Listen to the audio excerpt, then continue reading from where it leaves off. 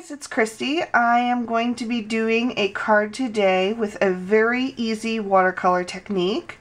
We're going to be using this Sheena Silhouette Garden stamp set. This is by Crafter's Companion. It's one of those red rubber stamps. And some distress inks. I've got mustard seed and wild honey and peeled paint and bundled sage and possibly ripe persimmon. I'm not real sure about that one, but we'll see as we get started.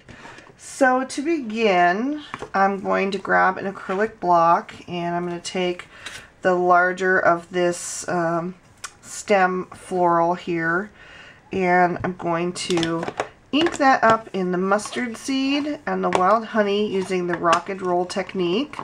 If you guys aren't familiar with that, it's just inking it up with the lighter color first, getting really good coverage, and then kind of rolling the edges in the darker color for some contrast.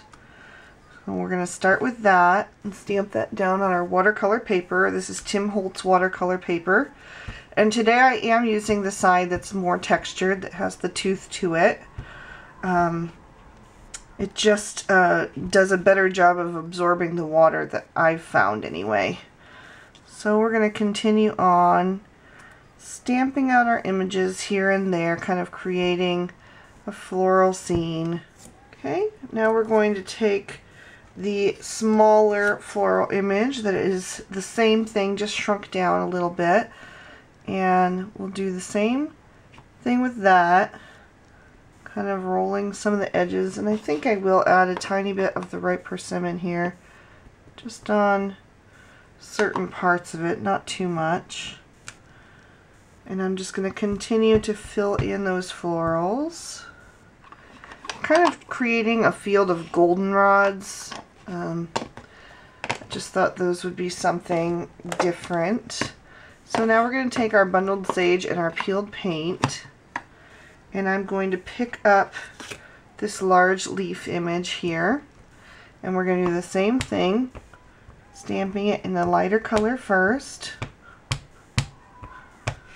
and then just rolling some of those edges in the peeled paint. And we'll come in and stamp some foliage.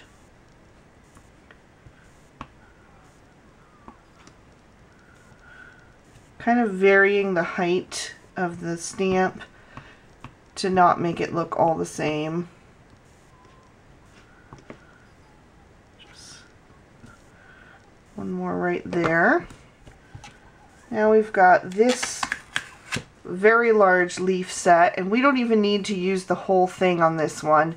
There's just some little areas that will add some variety. So we'll stamp those as some filler, kind of adding some touches of dark color. You can go in straight with the peeled paint if you think that your color isn't bold enough in certain areas. Kind of stamping a little bit between some of the flowers so that it gives the appearance that, you know, there's more leaves behind. Just for more variety, we'll take this little corner here. A little touch of some foliage back there.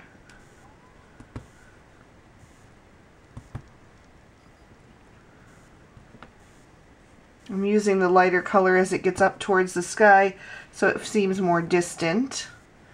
And I think that's good. We don't want to overpower the yellow. So now we're going to take a little paintbrush and a cup of water.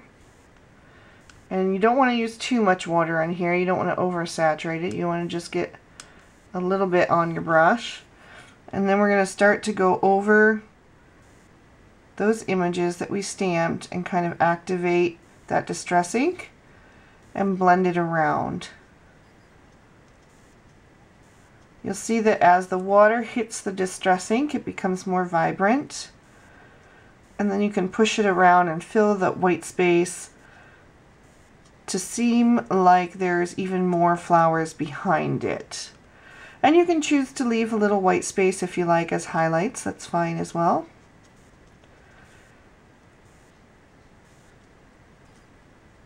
Just dabbing on the color. I'm sticking with the yellow first so that I don't contaminate, but if you hit some of the green, it's not that big of a deal. You just don't want to swirl it around too much. We're mostly just tapping the water onto the images.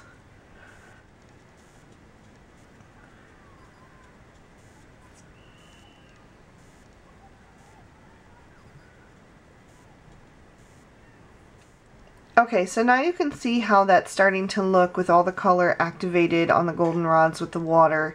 And we're going to move on to our leaves. But I wanted to note that you don't need to worry too much about staying in the lines. Watercolor is very freeing. It's very freehand. You know, you don't need to worry about being perfect. If you're a perfectionist like me, this is one time to set it aside and kind of just let the water do the work for you. And let whatever happens happen.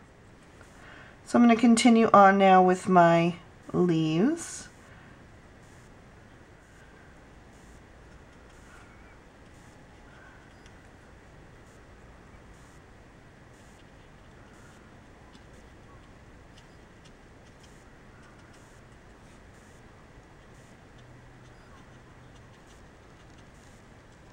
I'm going to go ahead and switch to a larger brush.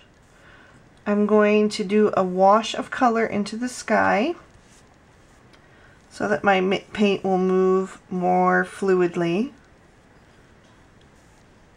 Try to go around those flowers. You want to get close up to them, but not go over top if you can, just to keep the new ink from reactivating that again. Okay, and I'm going to take a little tumbled glass and press that onto an acrylic block, and then I'm going to take a tiny bit of Salty Ocean as well,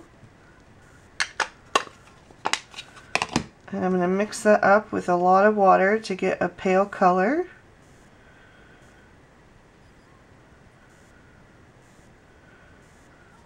Okay. And when I'm happy with that, I can go ahead and start painting in the color.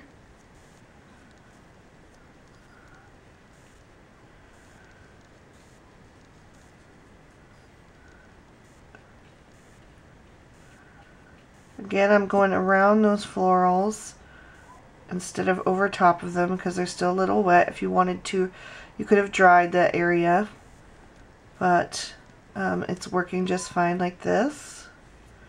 I'm going to add a little bit of a deeper color towards the top. Okay. And now we can set our piece aside to dry or take a heat tool to it. As your piece begins to dry, the color will start to fade a little bit. And then you can see if you need any more additional color. So for me, I noticed that the yellow was fading too much and being overpowered by the green. So I took that small floral again and I stamped that with the mustard seed, the wild honey, and the ripe persimmon using that rack and roll technique one more time with a tiny bit touch more of the ripe persimmon than I had originally used. And I stamped that in 3 or 4 places right there just to bring out that vibrant color again and make sure that the florals were what were most appealing in the picture rather than the leaves. So I'm going to let that dry and then we'll add our dragonfly. Okay, so my piece is pretty dry now, and I've gone ahead and trimmed it down to 5 by 3 1/4 so that I can mat it on a card. And now I'm going to take the little dragonfly in this set. I have found by trial and error that the dragonfly, because it's such a precise image and has such thin lines, does better with the distress markers rather than the distress inks as far as adding the water to it afterwards. It seems like with the distress inks it just got too much color on there, but you could by all means go ahead and try it with the distress inks. I would just recommend that you don't overload the stamp with the pigment. So I'm taking pine needles here and I'm coloring directly on the stamp. I'm coloring in the dragonfly's body. And then I'm moving on to peacock feathers and just going a little bit out from the body there, kind of blending that green color out into the wings. And then I'll finish off with faded jeans. Just add in that color. Okay, and then I'm going to give it a good huff just to moisten the ink, and then I'll go ahead and stamp the dragonfly somewhere over here on the right corner. Okay, and that just gives you a really, really pale look. So I'm going to very carefully take a very thin brush and just a tiny bit of water and just activate that ink a tiny bit. We don't want it to bleed out too far.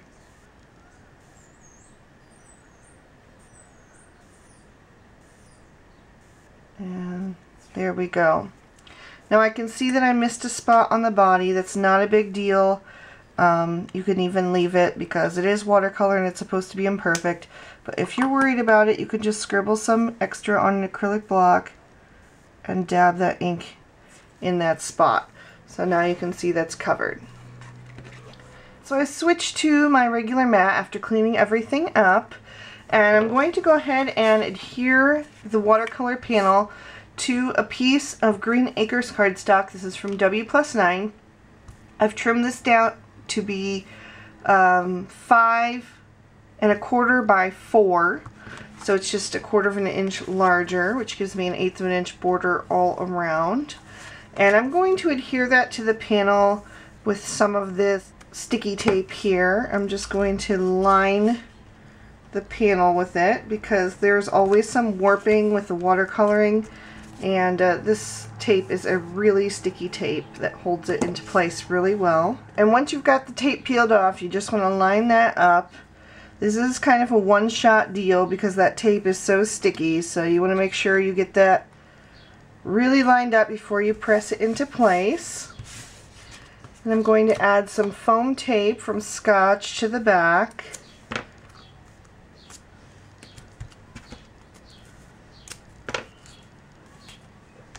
So once I've got the paper peeled off of that, I'm just adhering it to a piece of Spectrum Noir Ultra Smooth Premium White cardstock, which is one of my favorites for card bases because it's nice and sturdy.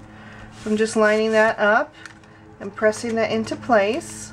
Then I'm going to take a little bit more foam tape and we'll add that to our sentiment. This is from the new Vintage Floral collection from Crafter's Companion. And I apologize if you can hear they're mowing the lawn at the school that's behind my house. And there's 2 of them, so as soon as one goes away, the other one comes around. So I'm having a hard time avoiding it on the video. Just gonna see. Okay. And once we're happy with that, we can peel off the paper and just press that into place. It says, "Wishing you everything wonderful." And then we can just trim off the excess. And that's our card for today. I hope you guys enjoyed this super easy watercolor technique. Thanks so much for watching. I'll see you again next time. Bye-bye.